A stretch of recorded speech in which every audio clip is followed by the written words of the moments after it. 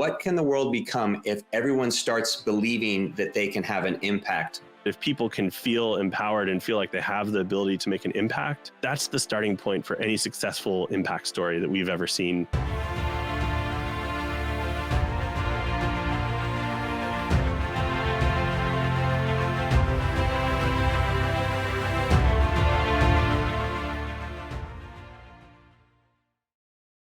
What is up, Impact Heroes? Welcome back to the show. I'm your host, Rick Ornelas. Thank you for spending some time with us today because we know time's a valuable resource and we're going to make it worth your while. I appreciate each and every one of you, not just for listening, but for who you are. I know you're sparking change to make the world a better place every day, and I am humbled and grateful for your efforts. It takes all of us doing our part to spread positive change, and that's what this show is all about. Motivating you with stories of struggle, courage, and hope to empower you to make a difference in your life and the lives of others. In case you missed it, I think a great dose of failure will lead to a little bit of humble pie. available everywhere you listen to your podcasts. Welcome back, Impact Heroes. Today we have the pleasure of speaking to our latest iSpark Change social impact hero, and he is an interesting one indeed. Our guest today is on a mission to help social impact leaders and organizations reach their desired future state and move humanity forward. That definitely resonates with us here. He believes organizations need to tell compelling impact stories, build brand awareness, and inspire action. He's partnered with climate action, policy and advocacy, education, social justice, sustainability, arts and culture, and tech-driven social impact organizations, all in the name of making an impact and driving meaningful change. It's right up our alley. He believes in balance to remain focused, calm, and always available for new experiences to stay creatively fueled. Please welcome the empowering, dynamic, and empathetic founder and creative director of the social impact creative agency Cosmic, Eric Ressler. Welcome to the program, Eric. Thanks for having me on. Yeah, how are you doing today? I'm doing pretty well. Yeah, I'm actually excited. I've been solo for the last week or so. My family has been traveling and they're coming back. So at first it was a great break, and now I'm ready to not be lonely. Yeah, I completely understand that. You know, we all learned a few years ago, being social creatures, that isolation is not really where we want to live in for long periods of time, right? Yeah, not so much. The first couple days were great. I haven't had this much silence in almost 5 years in my life. So that was amazing, actually. And then pretty quickly, as I started to run out of things to do, I'm like, okay, I'm ready for my family to come back. Yeah, exactly. You go to that productivity time. You know, there'll be a lot of times on weekends where I'll wake up. I mean, during the week I wake up at 4, so sometimes my body just naturally does the same thing on a Saturday morning, and my wife's asleep, everything. So it's like if I have some creativity or something flowing there, then I'm like, okay. So I just come to the office and I'll start writing, or I'll start working, and that time when no one is around is the most productive time Yeah. ever. The deep work time, right? Cal Newport's thing. Yeah. It's something a lot of us need a lot more of these days, I think. Oh yeah, yeah, completely. I try to get as much as possible. So I'm glad you had that time.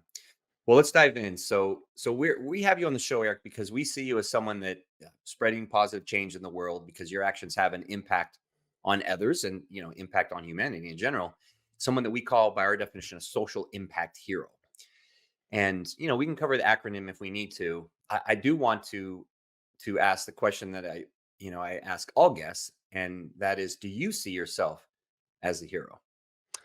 It's funny. I don't see myself as a hero. I really see myself more as a guide or a helper to heroes.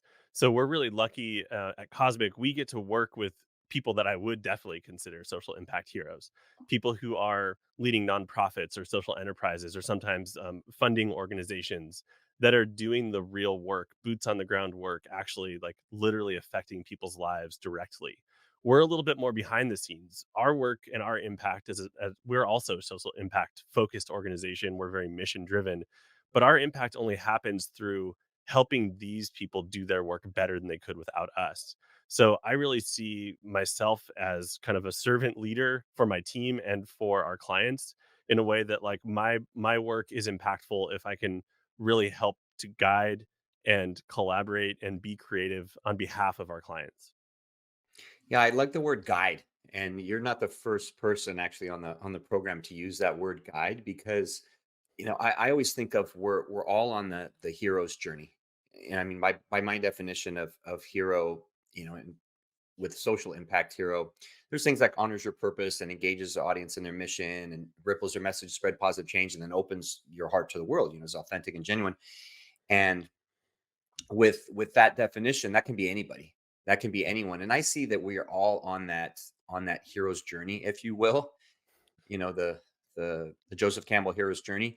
And that in that hero's journey, that depending on where we're at, there is the need to be more of a guide, that especially after you've gone down that path. So let's say the path, and we'll get into that in a sec, but let's say the path that you've learned how to do this effective marketing or how to help these other individuals, you've gone down that path. And now it's our duty to go back and help others that are on that journey. So that's where I see like that transition to that guide, to being more of that guide that, we've already kind of been on our own historic hero's journey. And now we're guiding others.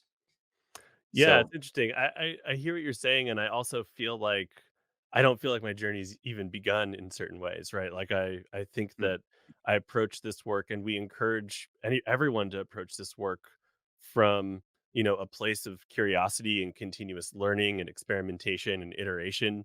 And so, like, I'm never done with this. I'm always learning, and I'm most energized and most passionate and most effective, I think, when I stay in that mindset of continuous learning and creativity and curiosity. As soon as I feel like I know what I'm doing, that's a problem because I don't, and no one does. Like, you're always learning and things are always changing, right? So you might know what works today, but if you just keep doing those same things 6 months, a year, 2 years from now, that might not work anymore. So this like journey of continuous learning, I think, is something that I personally find to be really important.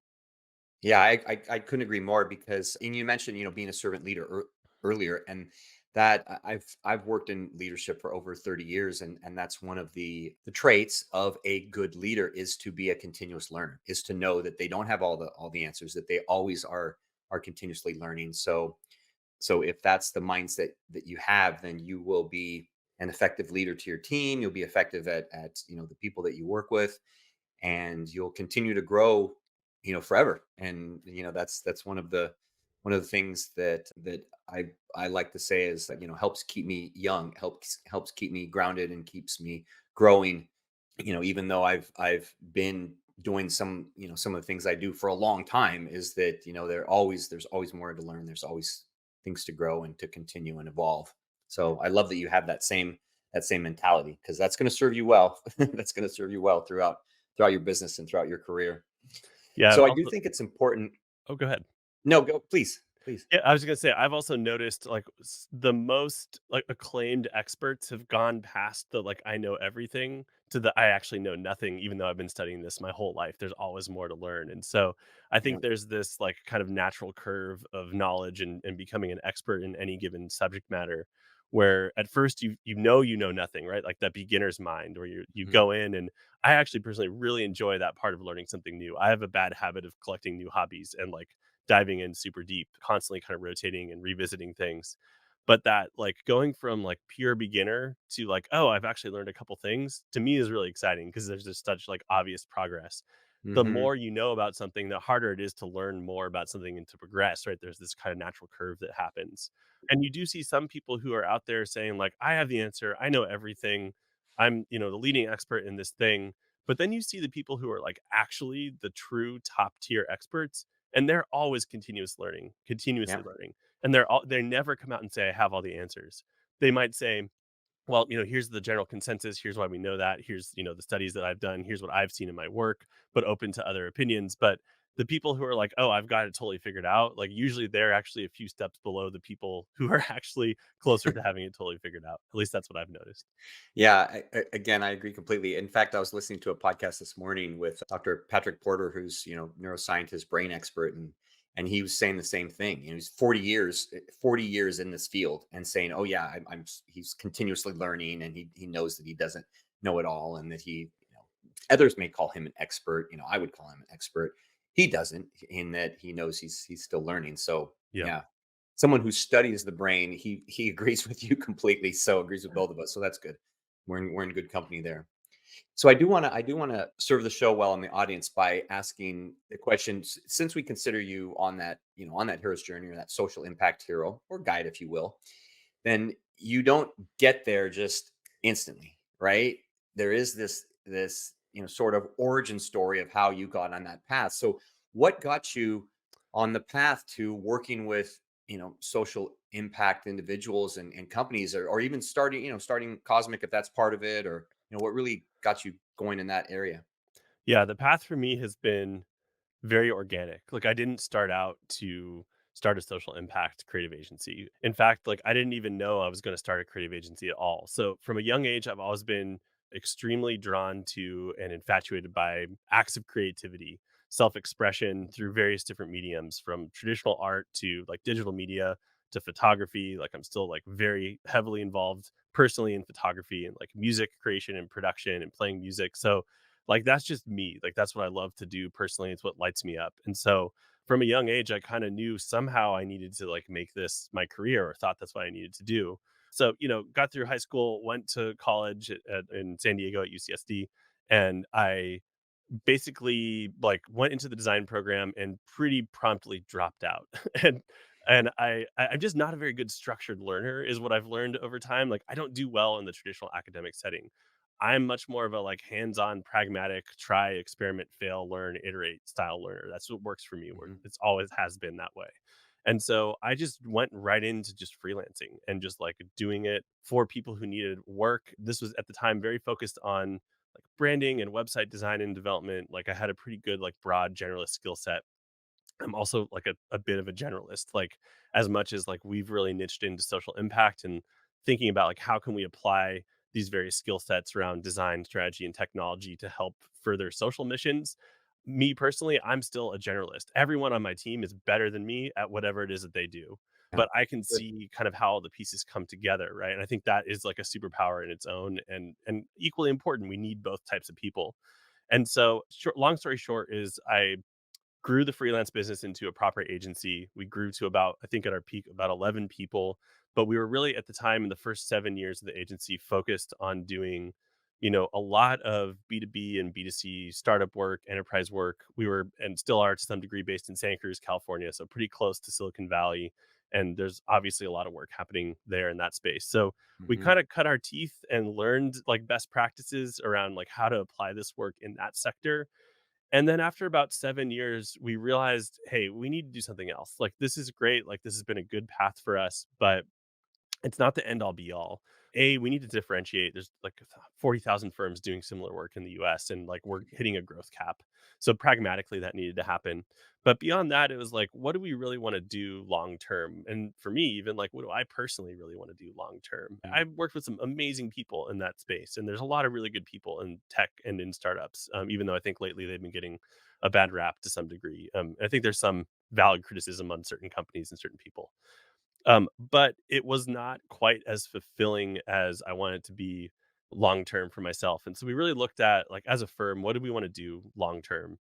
Mhm. And we talked about lifestyle based brands or like community work. It always kind of came back to community. And then we realized, well, community is not a niche, really. I mean, to some degree, community building has become a bit of a niche lately. But what we really realized is like, oh, we want to do social impact work. That wasn't the term we used at the time. It wasn't a term really anyone was using at the time, as far as I know.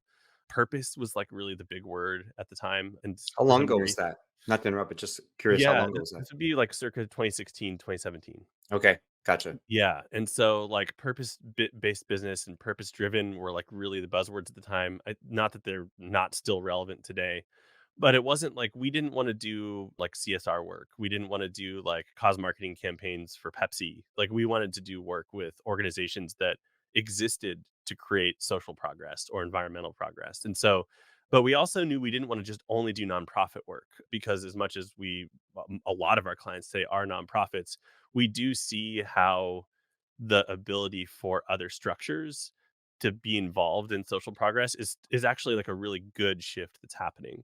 Mhm. Businesses that start authentically from an impact lens, not tacking it on, and, whatever. I'm not against, organizations that have a purpose outside of social progress existing. Like, I think that's totally valid. We all still need things, and in certain ways I think some organizations would be best served by just like really like doing well for their communities, building great products, not wrecking the planet or taking advantage of people in the meantime, right? So I think like a lot of the CSR and like ESG work is really important work, but I think there's a larger percentage of organizations that are essentially just trying to tap into conscious consumerism and, culture wars and stuff like that that are not authentic in their cause marketing. So Yeah. anyway, for I us, agree. I agree there because that happened a lot, especially after COVID, because of COVID, right? That yeah. really drove that for a lot of people to be with that inauthentic, purpose-driven work, which was just self-serving. Yeah, In exactly. essence. So, and there's exceptions to that rule, but I would say like largely that's what we see. And we have to kind of, screen for that a little bit in the kind of people that come to us sometimes. But for us, it's really about like we want to work with organizations and empower organizations who exist for some kind of, humanitarian mission, moving humanity forward in one way or another. And there's a whole lot of amazing people out there doing this work, as you know. And so that's the maybe medium-sized version of the trajectory. But, back to the first thread of our conversation, it has been a continuous learning process and continuing to learn on that. And we've been doing it for close to 7 years now, and we've learned a lot. There are differences around how you do branding and communications and marketing and storytelling when you're working with an impact-based organization versus a Mhm. standard corporation or whatever. There's a lot Yeah. of stuff that's the same, standard best practices, but we're always still learning like how can we best do this work, and what are some of those differences, and how can we sell ideas about a better future instead of products to people for a profit. Yeah, it is so what I've learned in my, you know, 3.5 years with iSpark Change is that it definitely is a different animal. I mean, I've been involved in marketing for 30 years, and it definitely is different, and it definitely requires a special message, a differentiated message to get that point across. Yeah. It almost seems that you have to be, this is going to sound oversimplified, but that you have to be a lot more clear in the message, whereas some big branding campaign for something that isn't so specific, you can be a little more general, and you probably get the point across, and you can have some success. Yeah. With this, you have to really be talking to the right individual, and be speaking their language, and get the point across. That's at least been my assessment with what I've done in the past few years.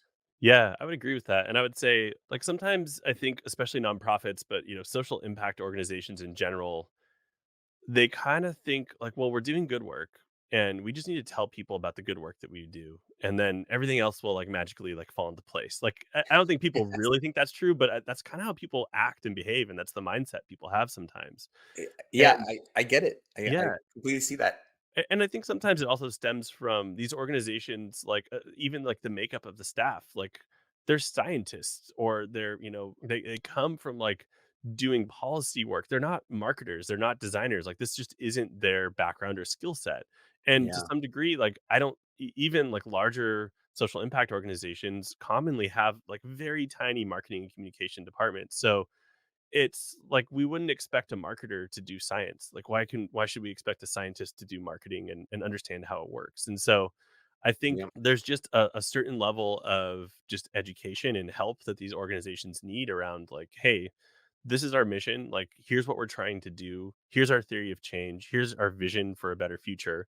How can branding, design, marketing, storytelling supercharge that mission? And the answer to that is very different depending on the type of organization that you are. Are you a grassroots movement trying to really like build that movement at scale? Or are you like more grass tops or going up a little bit higher where you're trying to influence a smaller set of policymakers or influencers? Like our strategy for how to approach those two different scenarios is going to, be drastically different. yeah.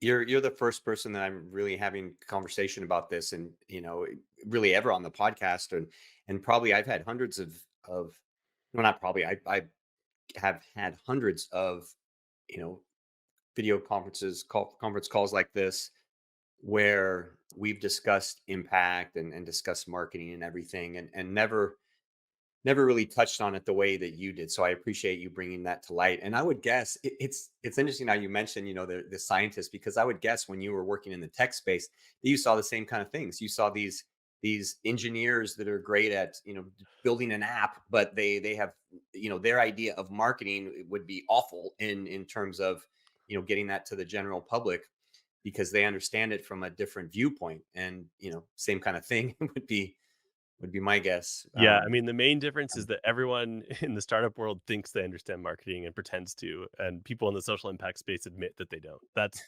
actually been That's refreshing. that's really funny, and I can definitely see that. I can definitely definitely understand that. So with the and I can think of some people that I would love to connect you with. We'll talk about that off air. Connect you with. Just I don't want to forget. So remind me about in the impact space and everything how it would be beneficial for them.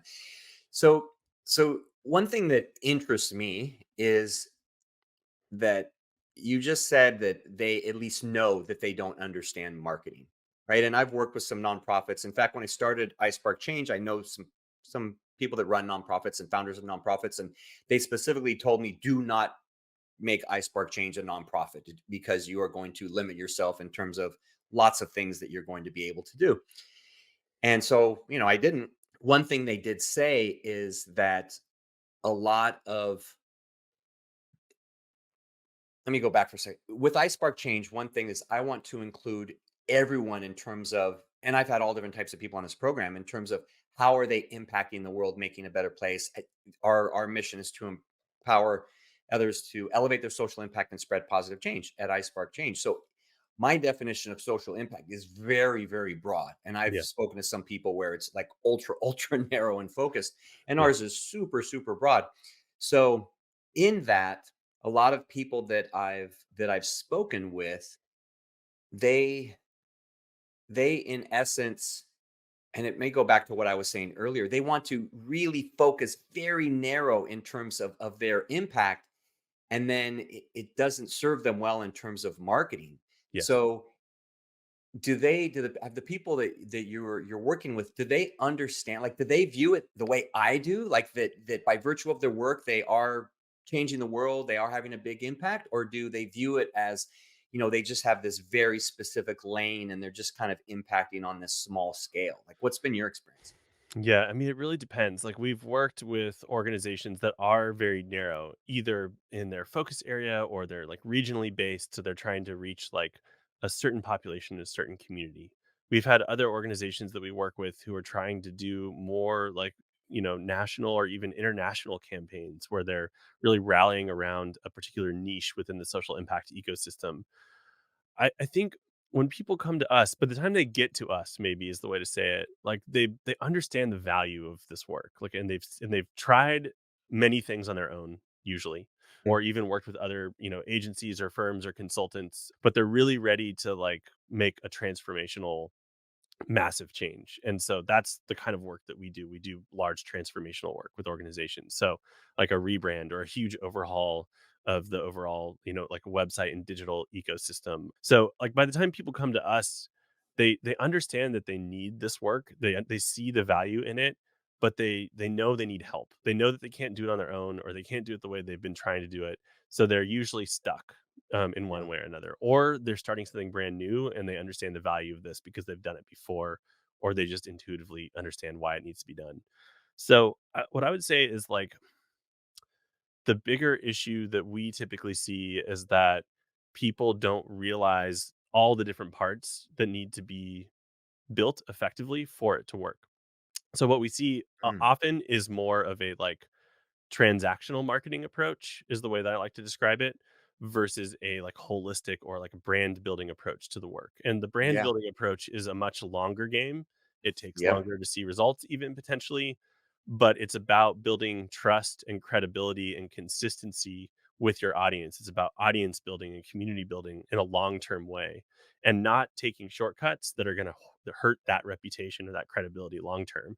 It's Hmm. really at the end of the day about respecting and valuing your community and your audience and giving them the respect that they deserve and not bombarding them with transactional content that's low value, that's like basically just noise in their social feeds or their email inboxes.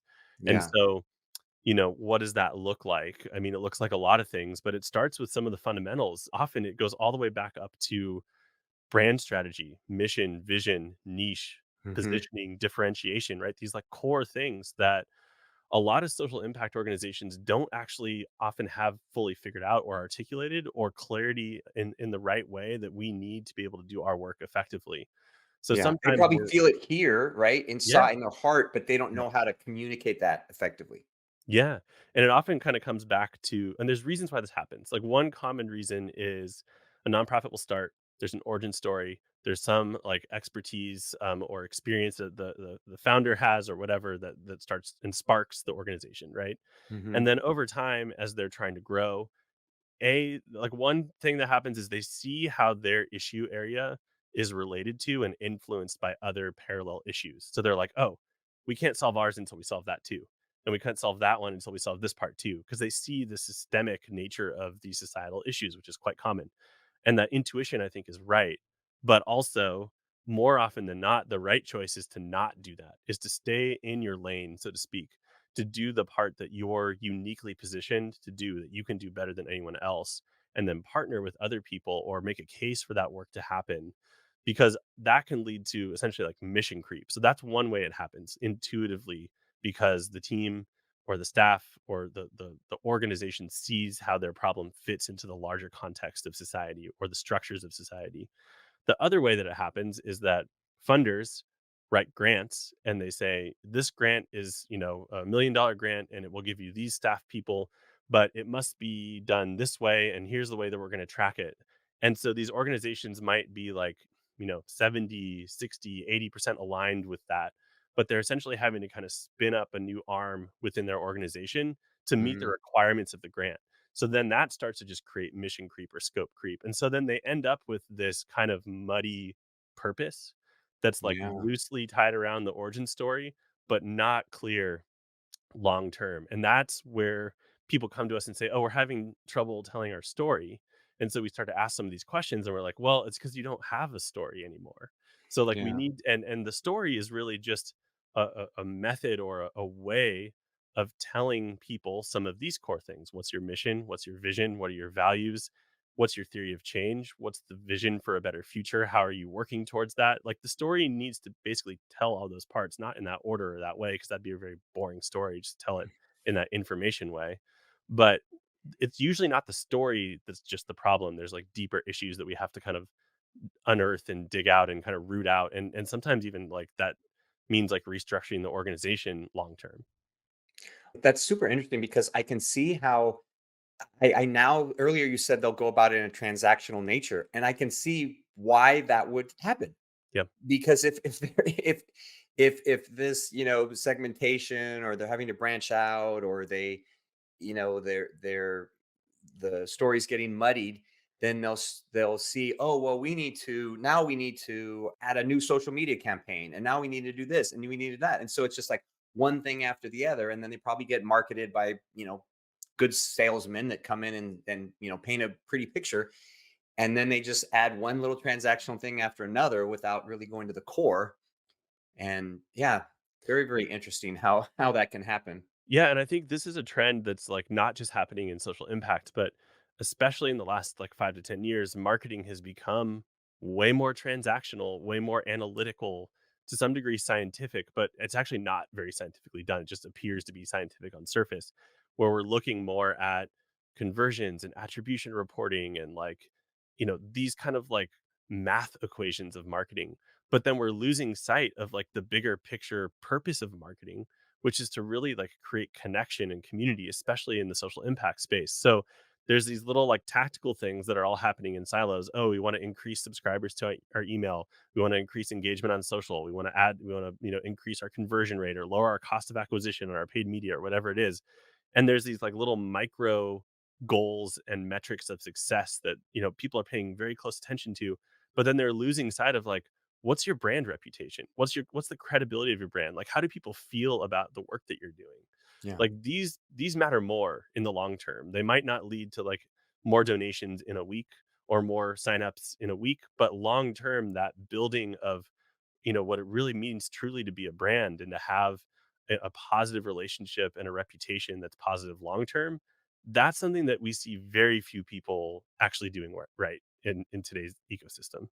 Yeah, it's losing focus on the big picture, Yeah. right? It's if you had, if you had let's just, I'm looking at my desktop, my second desktop here, right? And it's a sunrise coming over some water in the mountains and everything, and you have this beautiful picture that in its entirety, it's beautiful. It'd be like, oh, we're just going to paint this little corner over here and not worry about everything else and Yeah. expect that it's going to have a impact on the whole thing, and very little impact. It's not going to have an effect. Yeah.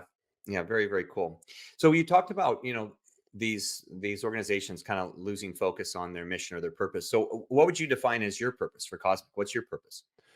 Our purpose essentially is to take, we're really trying to ask and answer this question: what role does design have in creating social impact? My background at the end of the day is design.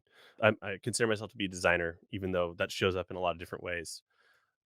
I think that's the question we're asking and answering every day. And I think the working theory is that we see that it has a lot of potential. Has potential both in terms of, design from a communication standpoint, like communications design, like branding, marketing, messaging, storytelling, some of the things that we do every day with our clients.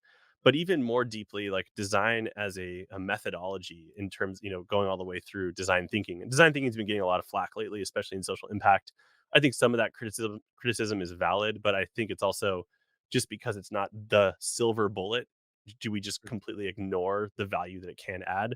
But even like design thinking and design as a methodology to actually do some of the problem solving boots on the groundwork as well, looking at things in creative ways from a space of empathy and curiosity, some of these like core philosophies of design thinking. So that's essentially, the question that I think we're asking all the time is what is that role? And that role changes all the time, and how we apply that to our work and our everyday lives is constantly changing as well.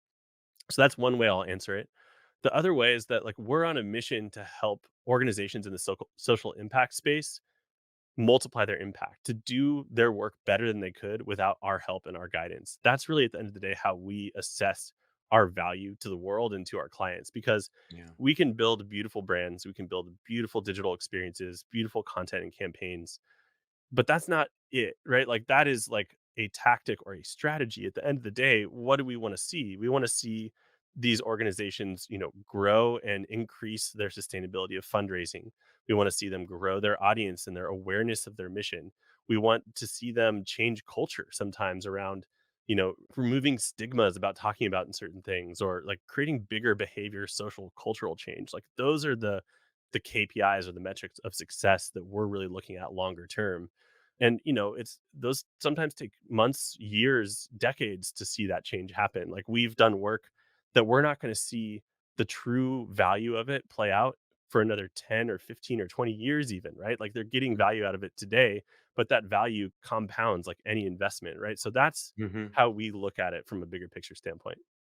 Yeah, that's commendable to to do work like that where you're not getting that necessarily that instant gratification, because it's thinking of the end goal in mind, which is to, in essence, to have more impact and change more lives. And so that, really takes us back to, why you're on the show of being that, social impact hero, being able to, you know, positively impact the world in a better, in, a bigger way and a better way, and to have greater impact.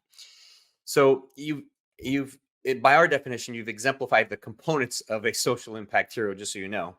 One of the things that we ask all our heroes on the program, all our guests, is about those spark moments in life. So a spark moment is something where our actions have, or the actions of another have, a ripple effect that goes far beyond the initial act. And so sometimes, it you don't realize it in that moment, and then Yeah. it's later. It's like you were saying, it's down the road. It's 1 year, 2 years, 10 years down the road where you realize, oh wow, that was something that was essentially life changing. I just didn't know it at the moment.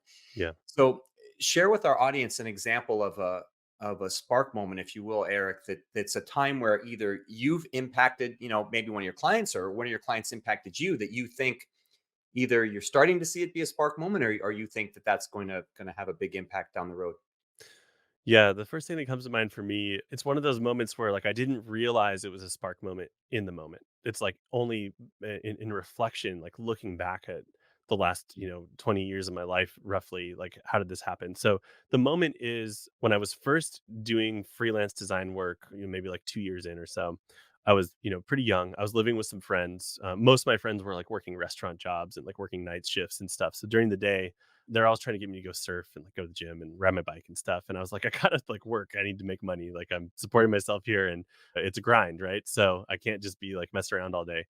Eventually it got to the point where I was like, I can't work from home. Like, this is not working. So I looked around and I found a like an office space or even just a desk space to start at a co-working space. And this was like circa 2009. And the recession, it just was in the like its height of hitting at the time. And this co-working space called Next Space in Santa Cruz was like buzzing with people trying to figure out what was next for them. And my inclination was like, I need to get away from distraction, not like I need to join a community. But that was an integral part in like getting me connected with a bunch of people doing similar work, many of whom ended up becoming early clients of mine, and really just starting to like build a professional network. And that was not like a strategy. I wish I could say it was a strategy at the time. It was really just a very pragmatic need, but that ended up being like a very integral spark moment. Two of my team members who have been on my team for 13 years and are still with me shared an office next door to me at one point there. So like that was a huge integral moment that in I had no idea how impactful that was going to be for me until being able to look back at times like this. Yeah, thank you for sharing that, Eric, because that's a perfect example of one that you don't realize it at the time, and you would never think that it's going to have the impact that it does. And then look at you now, and to have those folks 13 years later, I mean, that definitely says something. So I appreciate you sharing that. Well, before we ask our final question, I would like to you to share, where can our audience learn more about you, where can they connect, share anything that you would like to at this point about your business and everything. Yeah, so I'm really active on LinkedIn. I love LinkedIn. It's funny because I feel like LinkedIn used to feel like a very sad place for me, and now it's like my favorite place to go, especially because so much connection happens digitally now. So LinkedIn's awesome. I'm there all the time. Would love to connect there. Also, our website, designbycosmic.com, has all kinds of content on there, stuff that we publish. We penned a manifesto. We've got case studies. We've got free resources. So if you are interested in like how we think about this, and even getting down to like tactical things, we have a lot of content there.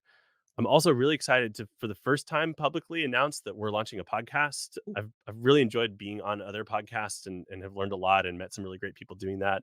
But we've always had it on our list to like create our own podcast. So it's called Designing Tomorrow. It's going to be out sometime in the next couple of weeks. By the time this goes live, it'll probably already be out.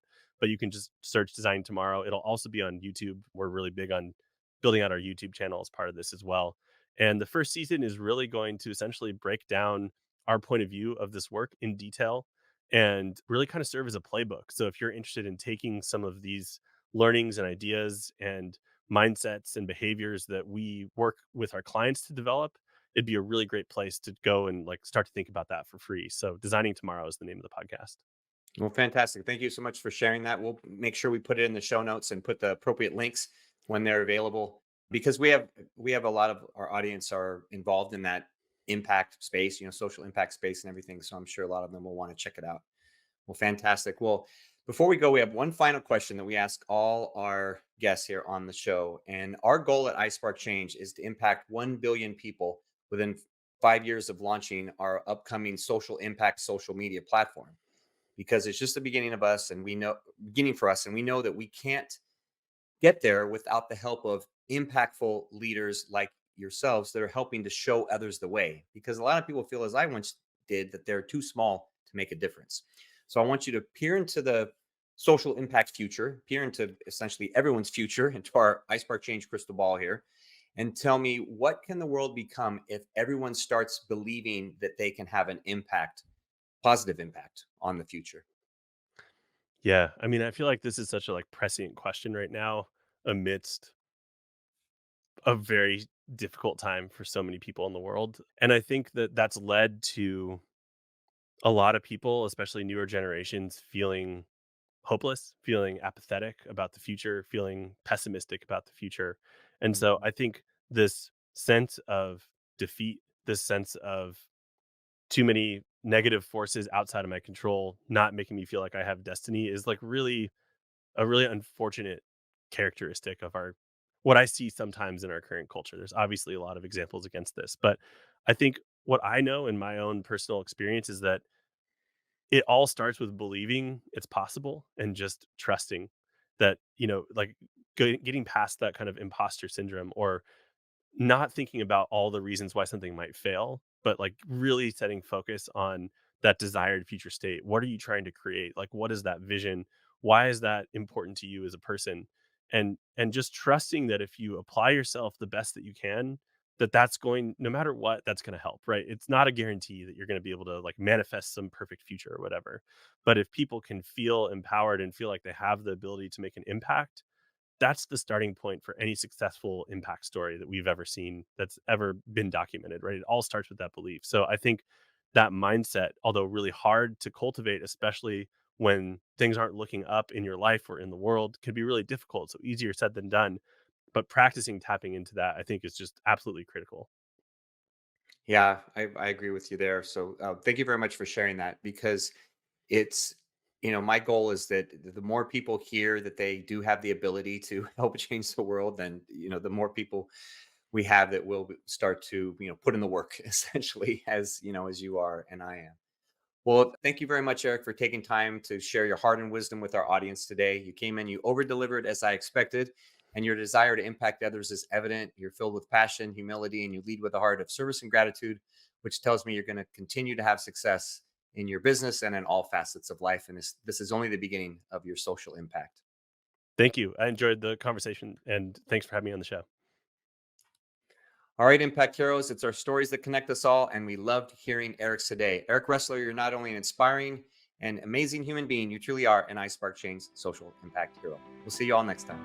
Do you want Rick to speak at your event? Here's what others have to say. Did not know his story, and it was so inspirational, and his presence on stage, his authenticity was just incredible. Performance made me feel some type of way. My name is Craig Siegel. If you're looking for a speaker for your next event, hire Rick. I promise you this, you will not be disappointed. Visit rickcornelis.com to book him today. Remember, Impact Heroes, every positive action can be a spark moment that has a ripple effect that spreads far beyond the initial act. So go out there and spark change. Don't forget, if you enjoyed this episode, then please smash that 5-star rating on iTunes or Spotify and leave a review. We value your comments and we want to hear from you in the community. Thank you for listening. God bless you, and we'll see you next week on the iSpark Change podcast.